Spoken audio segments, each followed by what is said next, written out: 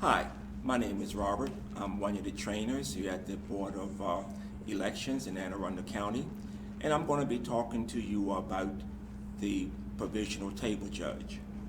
All the information that I'll be talking about is in Chapter 9 of your manual.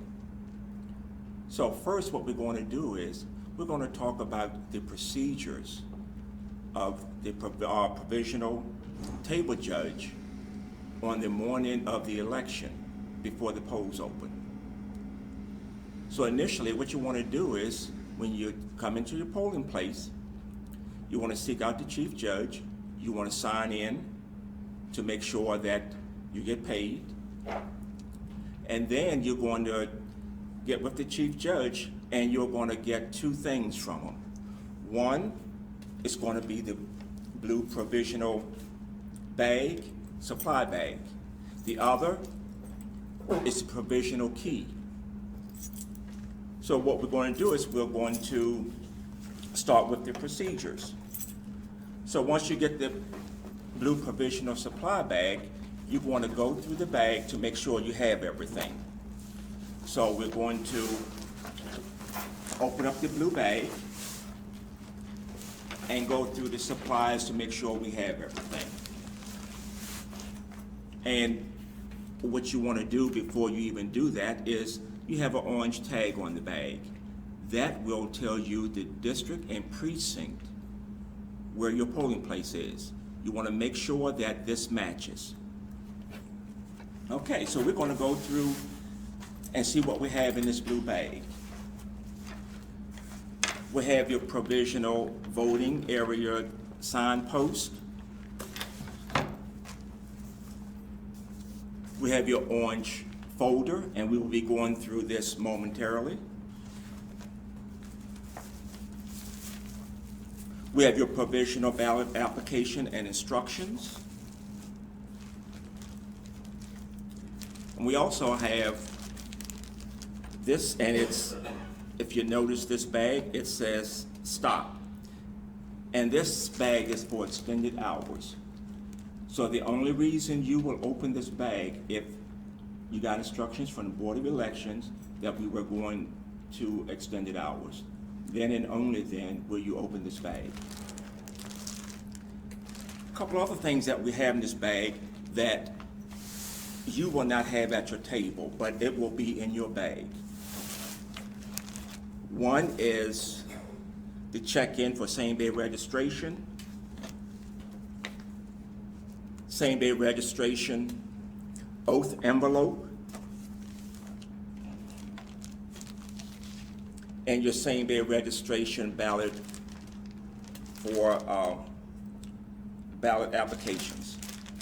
These three items will be going to the same-day registration judge. So you will provide these to that same-day registration judge, or the judge will come looking for it. Also in the bag, we have the provisional ballot transfer bag. This is where all your ballots will be inserted once they've been marked. Okay, so remember I mentioned about the orange provisional folder. So there are a lot of things in the orange provisional folder that you will have at your table, and we're going to go through that. So before I do that, inside your folder, that orange folder, there's a supply list. And what you want to do is go over that supply list to ensure that you have everything that you're supposed to have at your desk or table. So I'm going to go through that right now.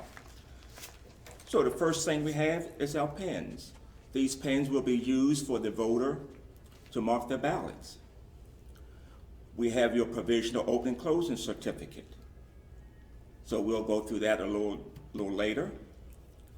We have your sign-in sheet. We also have your voter assistance form.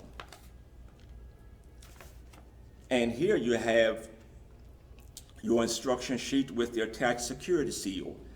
This is the seal that you will seal up the orange bag at the end of the night. Here we have your provisional return supply envelope bag. This bag is for at the end of the night, all your supplies will go back into this bag before they're returned to the Board of Elections. You have a laminated instruction sheet.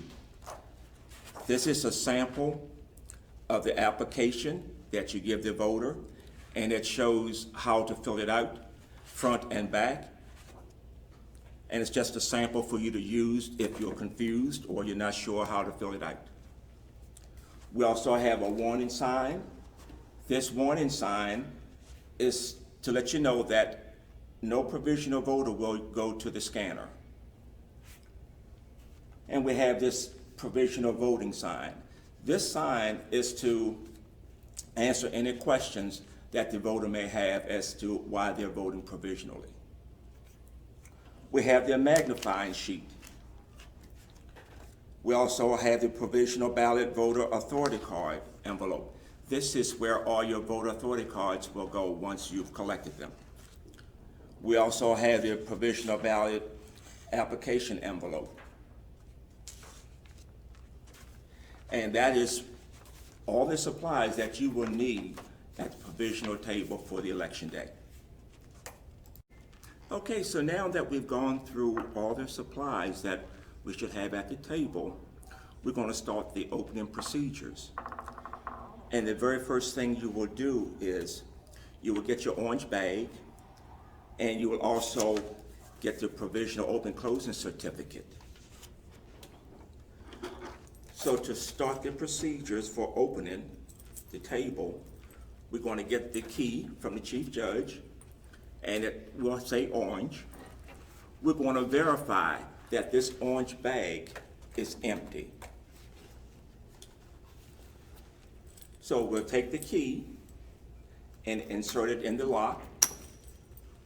You turn the key and the lock will open automatically. You physically open this orange bag and you look inside to ensure that the bag is empty. This bag should always be empty. If it's not empty, you notify your chief judge immediately. So I've opened the bag and it is indeed empty, so we'll close it back up. We'll zip it. This zipper should go all the way under the lock. Push down the lock and it locks automatically.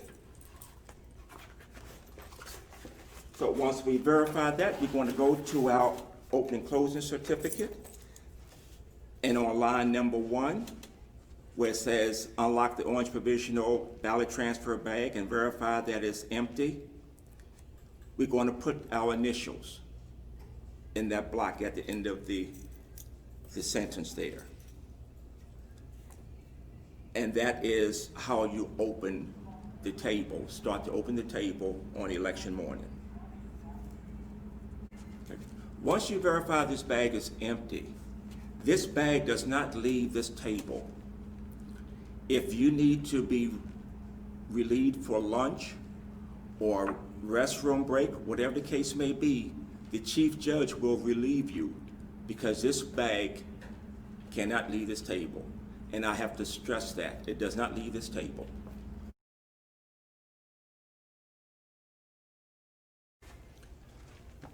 Okay, so we've gone through the procedures for opening on election morning. Now we're going to go through the duties and responsibilities of the provisional check-in judge during voting hours. So at this moment, the chief judge will escort the voter over to the provisional table. And the chief judge will have the privacy sleeve, the orange privacy sleeve with the voter authority card and the ballot inside. So what I'm going to do is check in the voter. And looking at the voter authority card, I'm going to put down the voter ID, print the voter's name, and then I'm going to ask the voter to sign their name. Just sign your name, please. Okay, thank you.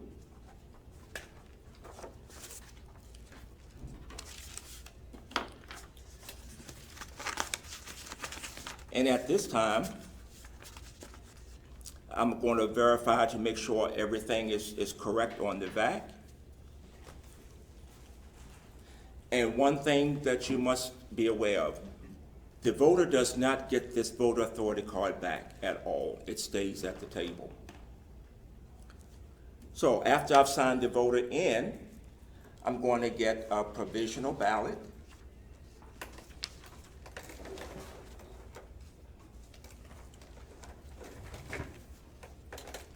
And I'm going to tear this first page off and give it to the voter. This is for the voter to keep. And this sheet will tell the voter why they're voting provisionally, so it will answer any questions they may have. And on the back, it will have at the bottom of the form, there's an 800 number, and there's an email. So the voter can either call that number or go to that website, and 10 days after the election, it will let them know the status of their ballot. So ma'am, would you read that for me, please? Sure, thank you. While the voter is reading that, on the back of the application is where you're going to do some work. So you go in the very right-hand corner of the application, you will see the district and precinct. So your district and precinct will be pre-populated on your opening closing certificate, so you can get that off of there. You're going to do the ballot style. The ballot style will be highlighted in orange. Then you're going to put the reason code. The reason code will be at the top of the voter authority card, highlighted in orange, so you will select that ballot reason code. Then you will initial and date where it says election judge. And that's all you do with that form. So once you've done that, what you will do is you will instruct the voter on how to fill out this application. So if you fill out this application, and once you fill it out, please be sure to sign and date it. Okay. Also, you will give the voter their sleeve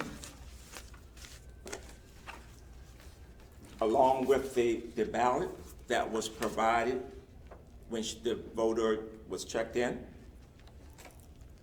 So you instruct the voter to fill it out, and you fill it out with the instructions on here, front and back. Okay. Once you filled it in, made your selections, you're going to fold it. Okay. And there's a pocket. Oh, okay. You put it in the pocket, and you remove this piece here, and you seal it. Okay. Okay? And then, and you give it back to me. Okay?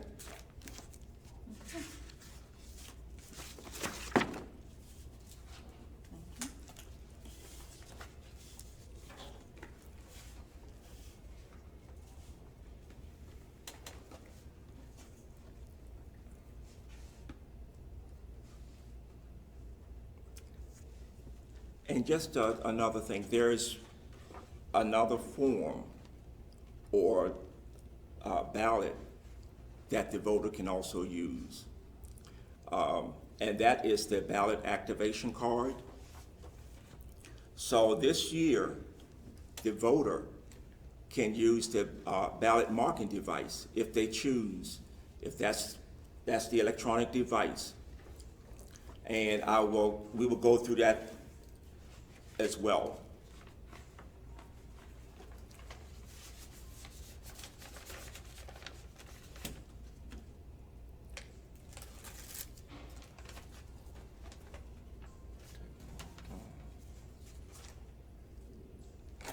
Once that voter is finished,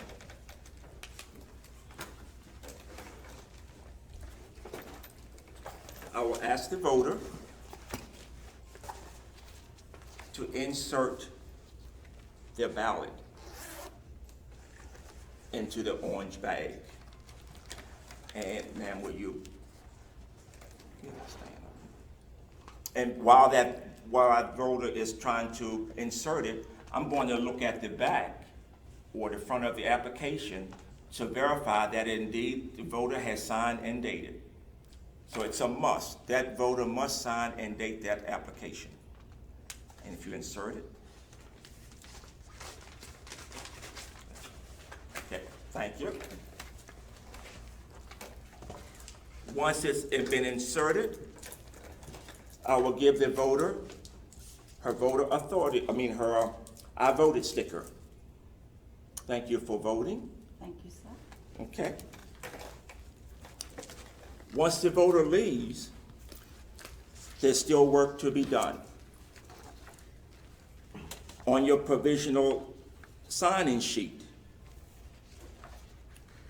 you're going to put the reason code and the ballot style from the voter authority card. On your open and closing certificate, you're going to put a tally mark for the provisional tally sheet. Under voter authority cards, you're going to put a tally mark. On your provisional ballots, you will put a tally mark. And you do that after the voter has left. Now, I mentioned that there's another ballot that the voter can use, which is the ballot activation card. This is what they will use if they want to vote electronically.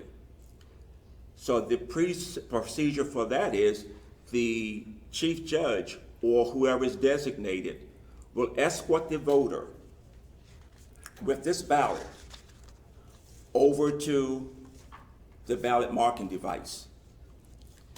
That person will go through the procedure of selecting the ballot style for that voter and will stay with that voter until that voter has completed the process of voting at the ballot marking device. Once that voter comes back, the voter will have inserted their ballot into the application while they're sitting over there before they come over here. So they will go through the same procedure of putting their ballot into this orange provisional bag.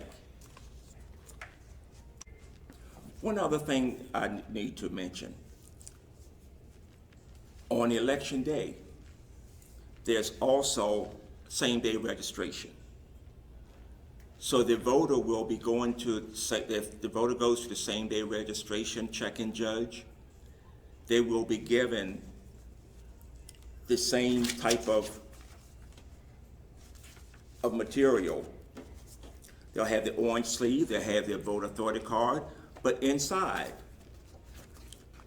they will have a same-day registration envelope. And it's important that you know the difference between the two. This one says same-day registration. And inside,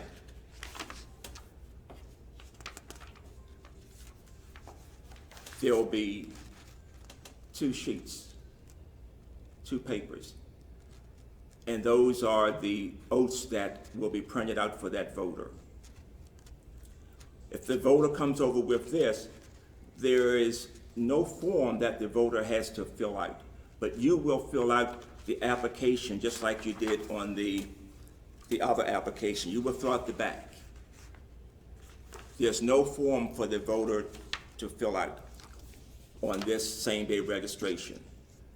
And on same-day registration, the only time that you should receive same-day registration form is for reason codes 11 and 12. Those will be the only reason codes that will be used for same-day registration.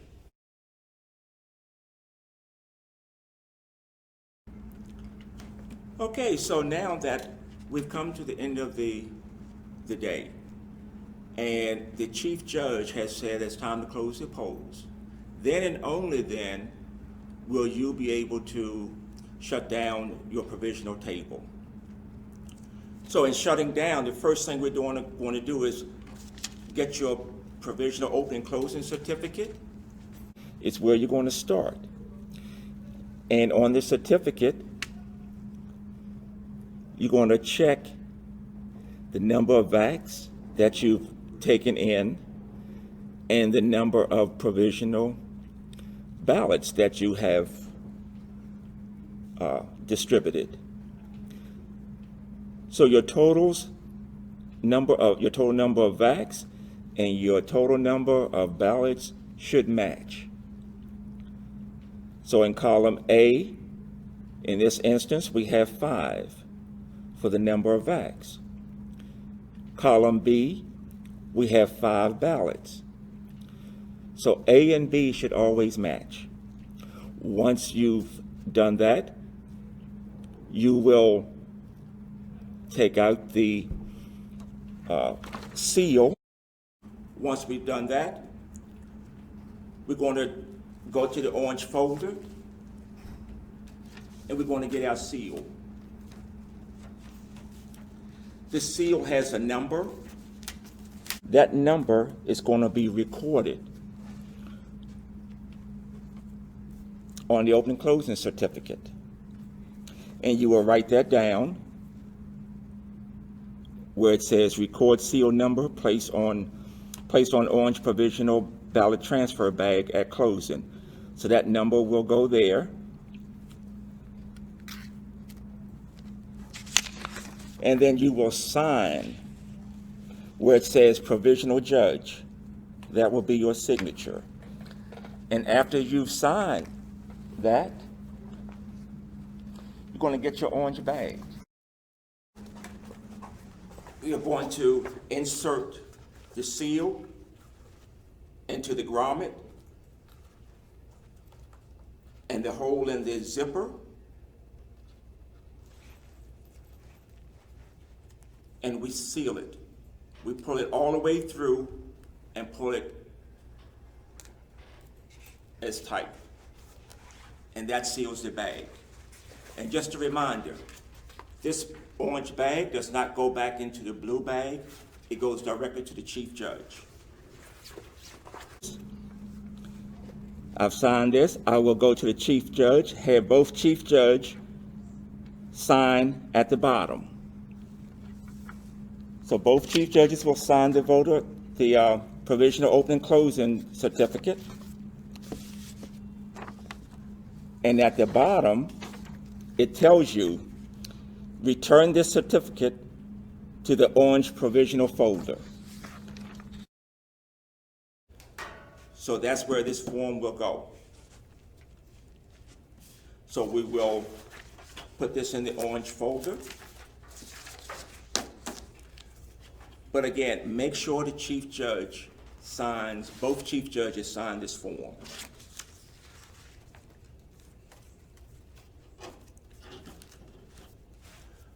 Once that has been done, we're going to put away all our supplies.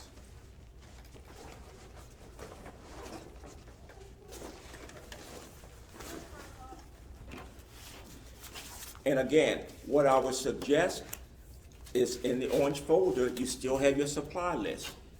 You go through that list to ensure that you have all the supplies that you need. And all the supplies, as a reminder, like I stated earlier, goes back into this return bag.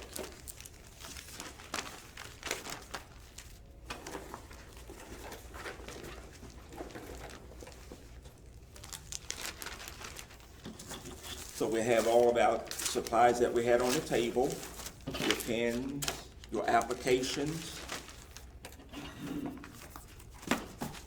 everything that's in the orange folder, everything goes in there. And remember, once you put these supplies in, you don't seal this bag until you have gotten the opening and closing certificate that's been signed by both chief judges, put in that orange folder. So then you will sign it, seal it up, put it in the bag, the supply bag.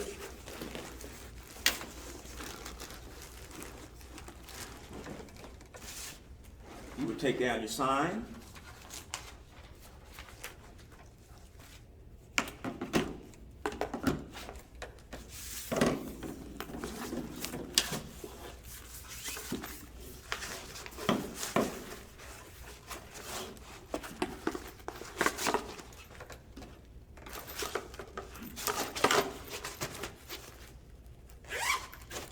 That goes into the bag.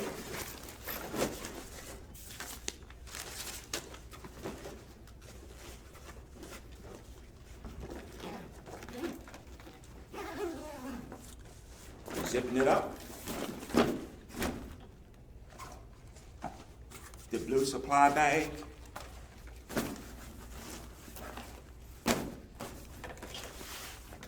And your orange provisional bag goes to the chief judge. You break down your voting booth.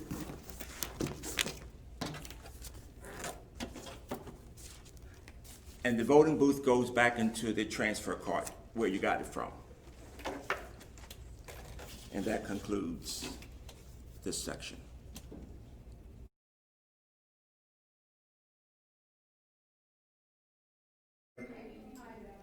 In this segment, we'll be talking about the reasons a voter is issued a provisional ballot.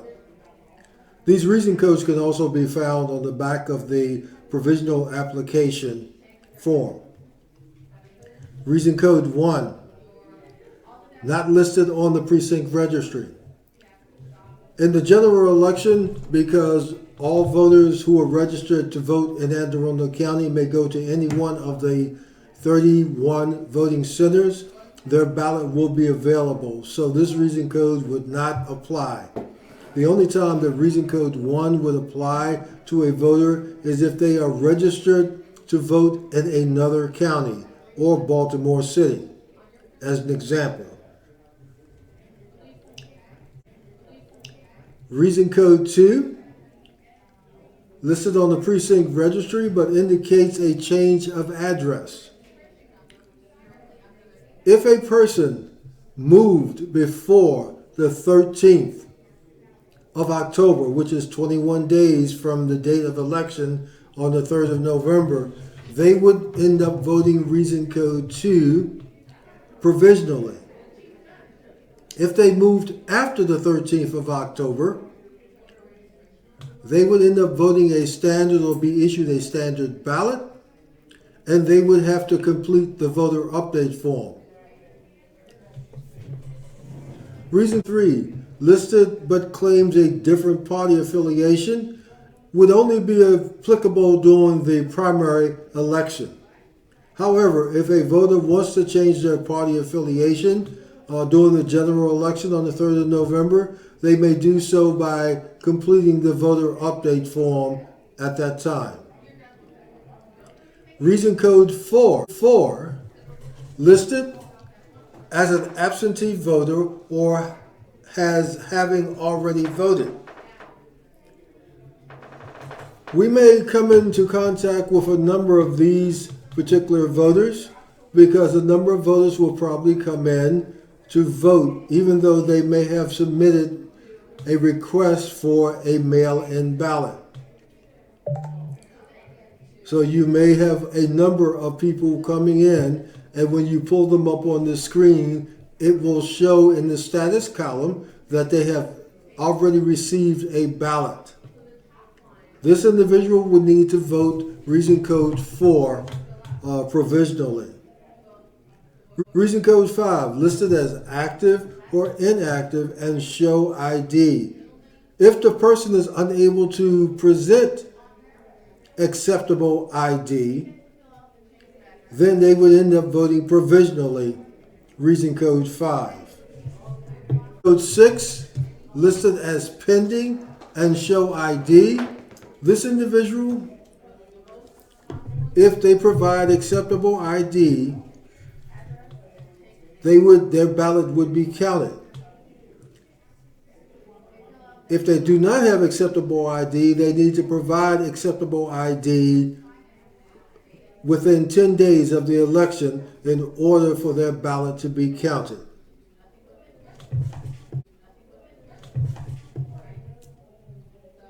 Reason code 7, listed as pending and need driver's license or social security card number. This person would vote provisionally because we need additional information. Usually when this pops up as a reason for the person to vote under reason code 7, it basically means that something on their application was either not clear or transcribed incorrectly and was not able to be verified. So we needed to get some additional information in order to qualify this person as being eligible to vote. Reason code identity challenge. This would only come about if someone challenges a voter's identification. At this point, a chief judge would need to be involved, and the chief judge would ask the individual for acceptable ID. If the person presented acceptable ID, then this person would vote a standard ballot. The chief judge would need to document this event in their chief judge election log. If the person could not present acceptable ID, then the chief judge would need to complete the affidavit of challenge, and the person would end up voting provisionally, reason code 8, and again would have 10 days from the day of the election to present acceptable ID in order for their ballot to be counted.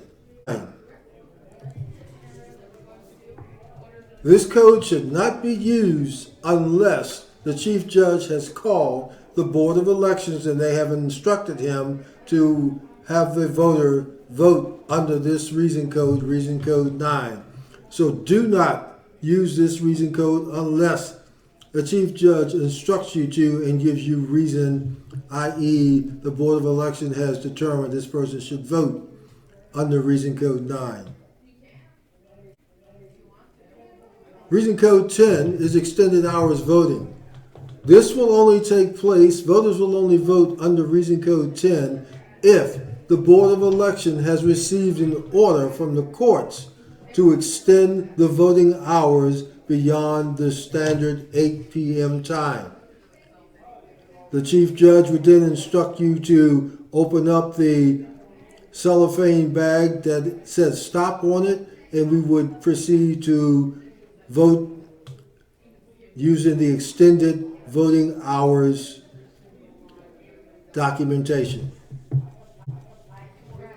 Reason code 11, not pre-qualified for same-day registration. As you all know, a voter may come in or a person may come in and register and vote on election day, the 3rd of November. If that person has the appropriate documentation, i.e. a driver's license, and the driver's license comes up in the database as being qualified to vote in Anne Arundel County, then the voter would receive a standard ballot. However, if the voter is scanned in and comes up as not being pre-qualified for same-day registration, then this voter would end up voting reason code 11, not pre-qualified for same-day registration. Reason code 12,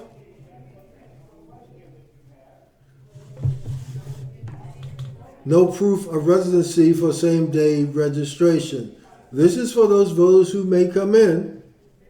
They do not have the acceptable identification or proof of residency, i.e. a utility bill, a bank statement, a recent bank statement or some form such as that that is listed under acceptable ID.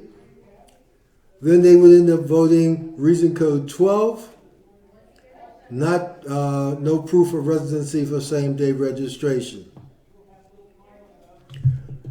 These are the reason codes that you would encounter on election day. Reason code 4 would probably be one that you would encounter most likely, along with reason codes 11 and 12.